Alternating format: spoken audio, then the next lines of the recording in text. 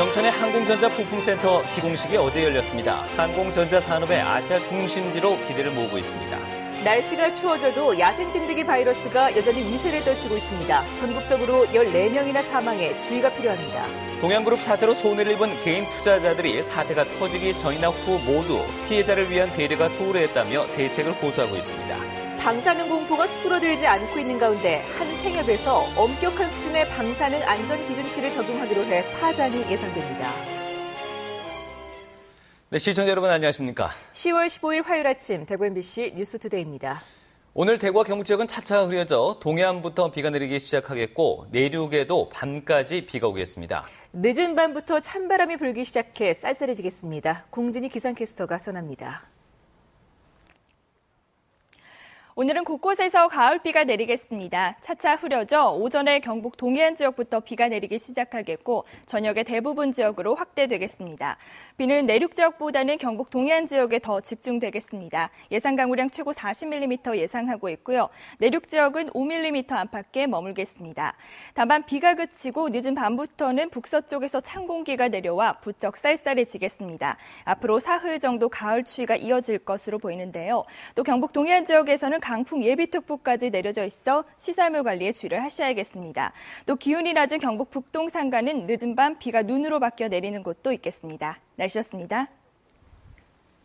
네, 영천에 항공전자 부품센터가 들어선다는 소식 여러 차례 해드렸는데요. 어제 기공식이 열렸습니다. 항공전자 산업의 아시아 중심지로 기대를 모으고 있습니다. 보도에 박재영 기자입니다.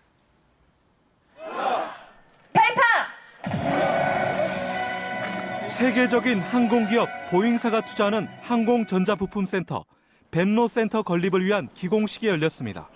지난해 9월 양해각서 체결 이후 1년 만입니다.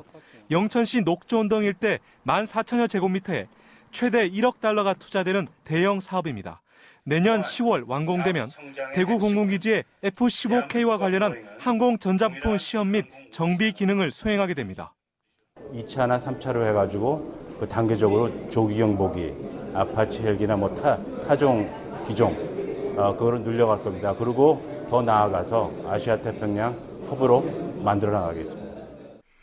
벤로센터 바로 옆에는 사업비 370억 원이 투입되는 국책 사업인 항공전자 시험평가센터 건립이 추진됩니다.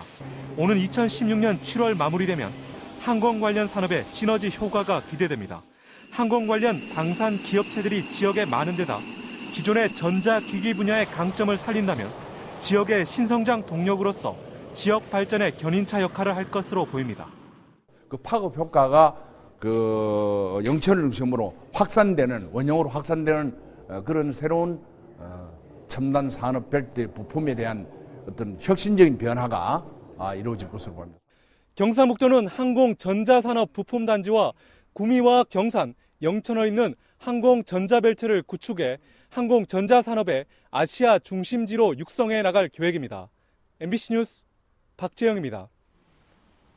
날씨가 서늘해지면서 잠잠해질 줄 알았던 야생진드기 바이러스가 여전히 위세를 떨치고 있습니다. 이번에는 안동에서 60대 감염 사망자가 발생한 것을 포함해 전국적으로 14명이 야생진드기 바이러스로 사망했습니다. 엄지문 기자입니다. 질병관리본부는 지난달 27일부터 안동과 대구의 병원에서 치료받던 안동시 용상동의 67살 권모 씨가 지난 8일 숨졌다고 밝혔습니다. 병명은 중증열성 혈소판 감소증후군, 작은 소참진드기가 옮기는 일명 야생진드기 바이러스로 사망한 권 씨는 추석 무렵 가족과 함께 벌초에 나섰다 감염된 것으로 알려졌습니다.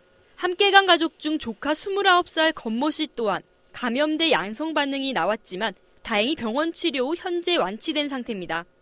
질병관리본부 국립보건원에 이제 검사 의뢰를 했죠. 환자 혈액을. 그래서 10월 7일 날짜로 그 양성 판정이 통보되었습니다. 이로써 감염 확진은 경북 5명을 포함해 전국적으로 총 31명이고 사망자는 경북 2명 등 14명으로 늘어났습니다. 특히 보건당국은 시사철을 맞아 성묘 등 산을 찾거나 야외 활동이 많은 데다 진드기의 활동도 여전할 것으로 보고 각별한 주의를 부탁하고 있습니다. 긴 옷이나 긴 팔을 입으시고 작업하시거나 몸에 기피제를 뿌리시고 작업해 주시고요. 고열이 나거나 몸살 증상이 있으신 분은 병원에서 진료를 받으셔야 합니다. MBC 뉴스 엄지연입니다. 고속철도 KTX가 달리는 교량 160곳 가운데 절반이 내진 설계가 이루어지지 않아 지진의 무방비 상태인 것으로 나타났습니다. 국토교통부의 국정감사 자료에 따르면 대구시 매호동에 있는 성동고가를 비롯해 전국의 KTX 교량 160곳 가운데 50%가 내진 성능 미확보 시설이어서 내진 설계 기준인 규모 5.4에서 6.2 이상의 지진이 발생할 경우 교량에 심각한 손상이 발생할 가능성이 있는 것으로 나타났습니다. 한편 철도 분야 시설물과 달리 댐 수문 등 수자원 분야와 항공 분야 시설물은 내진 성능 확보율이 100%, 고속도로 교량의 내진율은 91.9%에 이르는 것으로 나타났습니다. 지난해 대구 포항 고속도로 이용률이 개통 당시 예측했던 교통량의 절반에 그쳐 손실액만 600억 원이 넘는 것으로 나타났습니다. 국토교통부가 국회에 제출한 자료에 따르면 지난해 대구 포항 고속도로를 이용한 차량은 하루 2만 6천여 대로 개통 전 수요 예측치인 5만 2천여 대의 절반에 그쳤고 손실액만 662억 원에 이릅니다. 전국적으로 지난 2001년 이후 개통한 민자고속도로 가운데 18곳의 실제 교통량이 예측치의 절반도 되지 않았고 최소 수익 보장제에 따라 한 해 4천억 원가량이 적자 보전에 지출되는 것으로 나타났습니다. 동양그룹 사태로 손해를 본 개인 투자자들이 사태가 터지기 전이나 후 모두 피해자를 위한 조치와 배려가 많이 소홀했다며 대책을 호소하고 있습니다. 이태우 기자의 보도입니다. 개인 투자자들은 동양증권 사태를 금융 사기라고 규정하고 있습니다. 손해를 볼 수도 있다는 설명이 없었고 심지어는 무슨 상품인지조차 말하지 않았다는 겁니다. 전국적으로 피해자는 4만 9천여 명, 지역에서는 동양증권 10개 지점에서 문제의 상품을 팔았습니다. 지역 비상대책위가 파악한 피해자는 2, 300명입니다. 실제로 이 상품을 거래한 사람이 2, 3천 명은 된다고 하니까 아직 스스로 피해자라고 파악하지 못한 경우도 많다는 이야기가 됩니다. 동양증권 측은 자료 공개를 꺼리면서 피해 사실을 알리는데도 소극적입니다. 고지를 해줘야 되는데 자 피해자들 리스트도 안 준다. 문자를 해가지고 좀 고지를 해라 해도 고지도 안 한다. 이렇다 보니 금융감독원 대구지원 신고센터에 접수된 피해 사례는 보름 동안 200건에도 미치지 못하고 금액도 91억 원에 불과합니다. 금융감독원에 분쟁 조정을 신청하신 분이 하나여 구제 이상이 되기 때문에 신속한 구제 신고를 통해서 보호를 받으시기를 권고드립니다. 특히 금융상품에 대한 이해가 부족한 노인층에서 피해 사실조차 파악하지 못하는 경우가 많을 것으로 보입니다. MBC 뉴스 이태호입니다.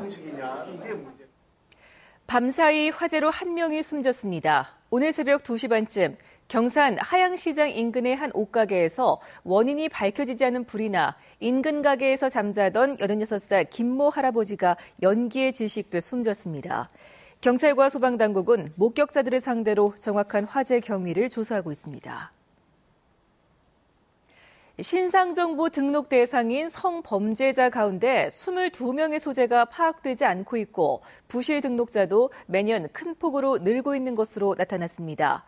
국회 안전행정위원회 민주당 박남춘 의원은 성범죄자 가운데 대구 2명과 경북 1명을 비롯해 전국적으로 22명의 성범죄자 소재가 파악되지 않는 것으로 경찰청 자료에 나타났다고 밝혔습니다. 또 신상정보가 변경돼도 30일 이내에 변경 사유와 내용을 제출하지 않거나 허위 정보를 등록해 입건된 성범죄자가 지난 2010년 195명에서 지난해 670명, 올해 8월 현재 510명으로 매년 큰 폭으로 증가하고 있다고 밝혔습니다. 대구검찰이 형사처벌에 부과된 벌금을 거두는데 소홀한 것으로 드러났습니다. 국정감사 자료에 따르면 대구지방검찰청이 부과된 벌금을 못 거둔 금액이 597억 원에 이르는 것으로 나타났습니다. 이는 미납액 기준으로 전국 검찰청 가운데 4위이고 수도권을 제외한 지방 가운데서는 최고 금액입니다. 1위는 863억 원의 미납 벌금을 기록한 수원지검입니다. 벌금의 시효는 3년이고 이 시간이 지나면 집행할 수 없어 고의 미납자에 대한 대책 마련이 시급한 것으로 나타났습니다. 후쿠시마 원전 사고 이후 정부가 식품에 대한 방사능 관리를 강화하긴 했지만 소비자들의 방사능 공포는 좀처럼 수그러들지 않고 있는데요. 급기야 포항 소비자생활협동조합에서는 세계에서 가장 엄격한 수준의 방사능 안전 기준치를 적용하기로 해 식품 유통업계에 적잖은 파장이 예상되고 있습니다. 장성훈 기자가 보도합니다. 조합원이 3,000명에 육박하는 포항생협 매장입니다. 후쿠시마 원전 사고 이후 방사능 검사를 크게 강화해왔지만 수산물을 찾는 사람은 눈에 띄게 줄었습니다. 정부가 방사능 대책을 뒤늦게 소극적으로 내놓으면서 국민적 불안감이 확산된 데다 정부의 방사능 안전 기준치가 여전히 미흡하다는 인식이 크기 때문입니다. 국가에서는 방사능으로부터 안전하다고 하지만 아이를 키우는 엄마 입장으로서는 수산물 같은 경우에는 많이 염려가 되고 물건을 사기가 꺼려집니다. 이에 포항생협은 강력한 방사능 관리 체계를 자체적으로 마련해 시행에 들어갔습니다. 기존 정부 기준과 같은 100베크렐이던 안전 기준치를 요오드는 0, 세슘은 8로 세계에서 가장 낮은 기준을 선택한 독일 수준으로 대폭 강화했습니다. 여기에다 기준치 이하의 미량의 방사능이라도 검출되면 자체 심의를 거친 뒤 판매 여부를 결정하기로 해 세계 최고 수준의 안전 기준치를 마련했습니다. 또 전국의 모든 생협이 해오던 대로 방사능 검사와 주기를 크게 강화하고 특히 수산물은 매달 35건 이상씩 검사하는 등 검사 체계를 강화하고 있습니다. 작년에 수입되었던 내동생선이 무방비로 지금 시중에 계속 유출이 되고 있고 소비자들은 원산지를 모르는 상태로 이렇게 소비를 하고 있는데 이제 그런 부분에 대한 우려가 가장 큰 것 같아요. 포항생협 측은 이번 방사능 안전 기준 강화가 국내 유통업계 전체로 확산되길 기대하면서도 애꿎게 피해를 보게 될 생산자들이 걱정이라며 이들을 위한 사회적 논의가 필요하다고 밝혔습니다. MBC 뉴스 장성훈입니다. 경상북도가 지난 2007년부터 추진해온 농식품 가공산업 육성 계획이 농업의 6차 산업화와 지역경제 활성화에 큰 도움이 되고 있습니다. 지난해 기준 도내에서 가공된 농식품은 75만 7천 톤에 매출 2,500억 원으로 경상북도가 지원하기 전인 2006년 대비 생산량은 58%, 매출액은 62%나 증가했습니다. 농식품 가공업체의 도내 원료 생산량은 44만 8천 톤으로 전체 원료의 71%를 사용하고 있고 이 가운데 쌀은 9천 톤으로 1,800여 헥타르의 소비 효과가 있는 것으로 분석됐습니다. 가공업체의 총 고용 인원은 2천여 명으로 업체별 평균 고용 인원은 20.8명으로 나타났습니다. 국립농산물품질관리원 경북지원은 올해 말까지 2013년산 공공비축뼈 검사에 들어갑니다. 다음 달까지는 산물뼈 2만 3천 톤, 올해 말까지 포대뼈 6만 5천 톤에 대해서 검사를 실시합니다. 검사를 통해 1등급 기준 뼈 40kg 한 포대에 5만 5천 원을 우선 지급한 뒤 나머지는 가격이 확정된 뒤 사후 정산합니다. 신재생 에너지에 대한 수요가 늘고 있는 가운데 가정에서 태양광을 이용해 전기를 생산한 뒤 남는 전기를 밤에 사용하는 가정용 에너지 저장 시스템에 대한 관심이 커지고 있습니다. 윤영균 기자가 소개합니다. 지난 8월 22일 오후 1시 37분 순간 예비 전력이 350만 킬로와트 아래로 떨어지면서 전력경보 2단계인 관심이 발령됐습니다. 하지만 12시간 뒤 비슷한 시간에는 예비 전력이 5배 이상 확보됩니다. 새벽에 남는 전기를 저장할 방법이 마땅하지 않다 보니 피크 시간대 대규모 정전 사태를 막는다는 이유로 온 국민들이 한낮 찜통더위를 고스란히 견뎌야 했습니다. 여름마다 반복되는 이런 현상을 막기 위한 대안으로 떠오르고 있는 것이 가정용 전기 저장 시스템입니다. 맑은 날 태양광으로 전기를 만들어 사용하고 남는 전기는 저장한 뒤 흐리거나 비가 올 때 밤 시간대에 사용하게 됩니다. 저녁 시간대에 이 자기가 많이 쓰고자 하는 시간대에 충분히 전력을 사용함으로 해서 전력 비용을 낮출 수 있는 국가적으로 볼 때 큰 도움이 된다고 생각을 합니다. 지난해 대구시 달성군 옥포면의 100가구에 이 장비를 설치하고 가동을 해봤더니 전기요금이 평균 14.6% 적게 나왔고 90% 이상 전기요금을 아꼈던 곳도 있었습니다. 저희들이 보통 쓸 때는 평균 자복 1년에 평균 자복 한 11만원, 12만원 나왔는데 지금은 작게 나올 때는 1만 2, 3천 원, 조금 많이 나올 때는 한 3만 원 정도. 전기요금을 아끼는 것뿐 아니라 정전이나 비상시에 전력을 공급해주는 역할도 하게 됩니다. 또 앞으로는 가정에서 전기 자동차를 충전하는 것도 가능하게 됩니다. 대구시는 이런 가정용 에너지 저장 시스템을 대구 전 지역으로 확대 보급할 예정입니다. 15년에서 17년 사이에 그 국비 한 850억 정도를 지원받아서 또 뭐 달성군 성서 지역을 이주로 해서 대구시 전체에 ESS 사업을 확대 보급할 그런 계획입니다. 하지만 배터리 가격이 1,000만 원이 넘다 보니 기술 개발을 통해 가격을 낮춰야 하고 태양광 발전 시설처럼 국가에서 보조금도 지원해야 보급률이 높아질 수 있을 것으로 보입니다. MBC 뉴스 윤영균입니다. 올해 고추 생산량이 크게 늘어 가격이 폭락함에 따라 정부가 건고추 수매에 나섭니다. 건고추 수매량은 전국 5,800톤인데 이 중 40%가량인 2,500여 톤의 수매가 예천과 안동, 영양, 고령 등 경북 지역에서 이뤄집니다.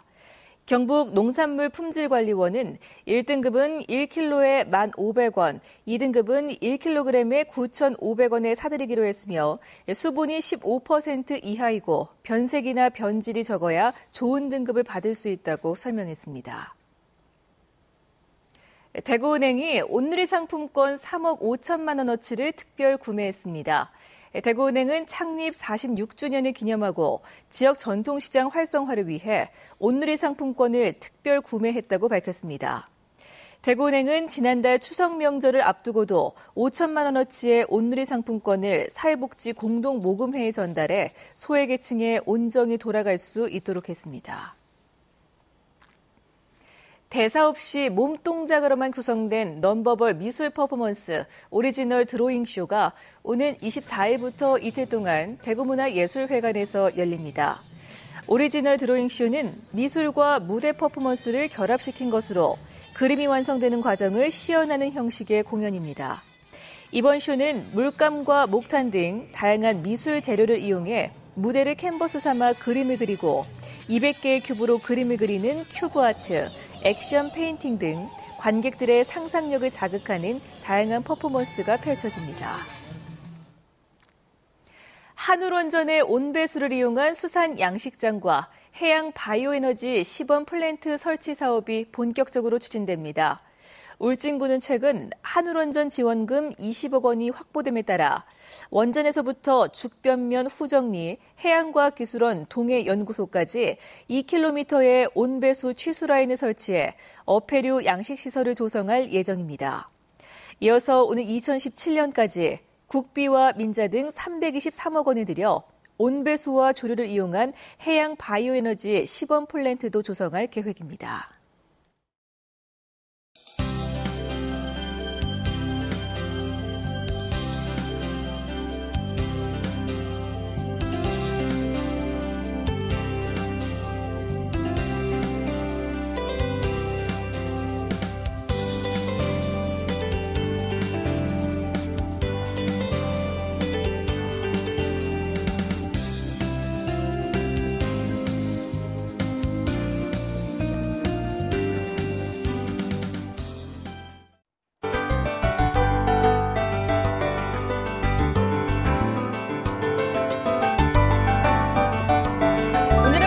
가을비가 내리겠습니다. 차차 흐려져 오전에 경북 동해안 지역부터 비가 내리기 시작하겠고 저녁에 대부분 지역으로 확대되겠습니다. 비는 내륙 지역보다는 동해안 지역에 더 많이 내리겠습니다. 앞으로 40mm가량 더 내릴 것으로 보이고요. 내륙 지방은 5mm 안팎에 머물겠습니다. 다만 비가 그치고 늦은 밤부터는 북서쪽에서 찬 공기가 내려와 부쩍 쌀쌀해지겠습니다. 앞으로 사흘 정도는 가을 추위가 이어질 것으로 보여 옷차림 단단히 하셔야겠습니다. 지금 강원 영동 지방에 비가 내리고 있습니다. 오늘 동해안 지역으로 많은 비가 집중될 것으로 보이고요. 내륙 지방은 5mm 안팎의 비가 내리겠습니다. 또 비가 그치고 늦은 밤부터는 북서쪽에서 찬 공기가 내려오면서 찬바람이 불겠습니다. 현재 기온 대구 14도, 낮 기온 20도로 낮 기온은 어제보다 7도가량 뚝 떨어지겠습니다. 상주와 구미, 김천 모두 낮 기온 20도 아래에 머물며 서늘하겠고 봉화의 현재 기온 6도까지 뚝 떨어졌습니다. 낮 기온은 15도에서 18도의 분포로 어제보다 낮겠습니다. 동해 상해는 풍랑주의보가 내려진 가운데 물결은 6m까지 매우 높게 일겠습니다. 내일 대구의 낮 기온 17도까지 뚝 떨어지겠고요. 목요일까지는 가을 추위가 이어지다가 주 후반에 평년 기온을 되찾겠습니다. 날씨였습니다.